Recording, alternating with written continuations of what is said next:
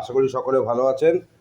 আজ আমি একটা মুখরোচক কিন্তু খেতে খুব ভালো রান্না করবো। আজ আমি করবো হচ্ছে রুই সর্ষে করব। রুই মাছ তো আমরা কালিয়া বা বিভিন্ন রকম করে খাই। রুই সর্ষে খেয়ে দেখবেন কত সুন্দর খেতে লাগে, একটা দুর্দান্ত খেতে। তাই জন্য দেখুন আমি এখানে মাছগুলো আমি ভালো করে ধুয়ে নুন হলুদ আর লেবু রস দিয়ে একটু গোলমরিচের গুঁড়ো দিয়ে মাছটাকে মাখিয়ে রেখেছি। মিনিট 7-8 ধরে ম্যারিনেট করে রেখেছি। তার ফলে যে জিনিসটা মশলাটাও সেট হবে আর মাছের কাঁচা গন্ধটাও থাকবে না লেবু রসটা দেওয়ার ফলে। অত্যন্ত সুস্বাদু হবে জিনিসটা। আর আমি এখানে সর্ষে 2 চামচ সর্ষে আর 6টা কাঁচা লঙ্কা একটু নুন দিয়ে বেটে রেখেছি, তার মধ্যে হলুদটাও মিশিয়ে দিয়েছি। আর 6টা কাঁচা লঙ্কা চিড়ে নিয়েছি। আর ফোড়নের জন্য কালো জিরে নিয়েছি।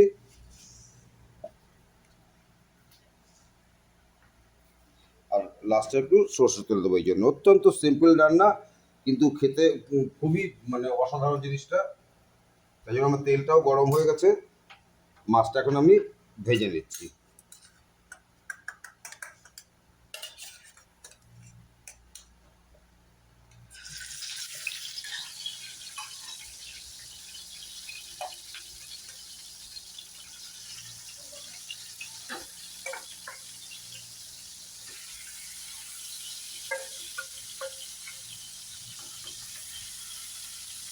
মাছগুলো আমি সুন্দর করে ভেজে নিয়েছি লাল করে।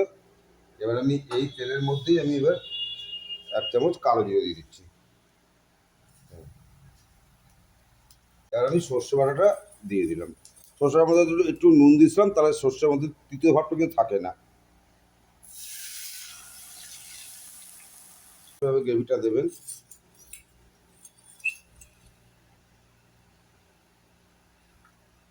একটু হলুদ দেবো এর মধ্যে।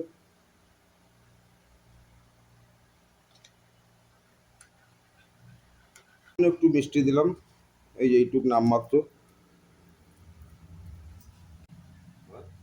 নুনটা দিয়ে দিলাম, আন্দাজ মতো নুনটা দেবেন। আর এই 6টা কাঁচা লঙ্কা চিড়ে দিচ্ছি এর মধ্যে।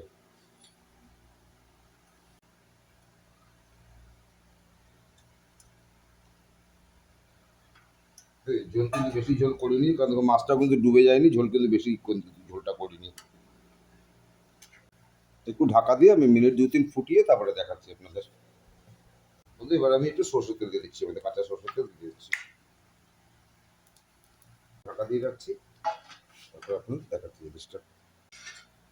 দেখুন বন্ধু, আমার রুই সর্ষে পুরোপুরি রেডি। কত সুন্দর দেখতে হয়েছে এবং খুব ভালো গন্ধ বেরিয়েছে। দেখতে তো কত চটজলদি রান্না। খুব 5 থেকে 6 মিনিট লাগবে রান্নাটা করতে, কিন্তু খেতে সত্যি খুব ভালো। তাই বন্ধুরা অবশ্যই আপনারা চেষ্টা করবেন। করে কেমন লাগলো আমাকে জানাবেন। ভালো হোক মন্দ হোক সব রকম কিন্তু কমেন্ট করবেন এবং আমাকে এগিয়ে যেতে সাহায্য করবেন, আমার পাশে থাকবেন। এবং প্লিজ চ্যানেলটা সাবস্ক্রাইব করবেন এবং অনেক অনেক কমেন্ট করবেন এবং শেয়ার করবেন। সকলে ভালো থাকবেন। পরে ভিডিও আবার দেখা হবে বন্ধুরা। নমস্কার, আজ এই পর্যন্ত। সকলে ভালো থাকবেন।